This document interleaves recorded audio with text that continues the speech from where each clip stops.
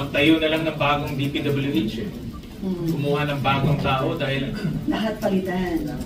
Parang ako kasi naniniwala kung hindi mo, ang aking philosophy sa management, dadating ka kasi sa punto na kung hindi mo maayos yan, gumawa ka na lang ng bago. Kung akong tatanungin, kasi I think it will take years and years for Secretary Vince to clean up. Maraming gagawin, no? Digitalization, of course, makasuhan yung mga dapat kasuhan, at may mga dapat na-check rin kung tama yung ginagawa. Pero kung nakita ko nga doon, in those projects, yun na binanggit kasi kanina, napansin ko, buong Pilipinas eh. Diba? Hindi lang limited to Bulacan, buong Pilipinas. So, ibig sabihin, buong Pilipinas may corrupt DPWH officials. So, how do you clean that up? Extreme talaga yun. I'm just saying lang na from a management point of view, parang mas maganda pa gano'n.